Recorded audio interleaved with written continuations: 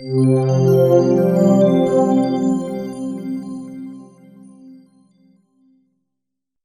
ci vedi a fare una grigliata qui con i tuoi amici o con la tua famiglia? Se la risposta è sì, questo è l'appartamento che fa per te. È un appartamento di 3 locali, è termo-autonomo, con riscaldamento, pavimento, il box doppio in lunghezza e il giardino. Clicca sul link per vederlo.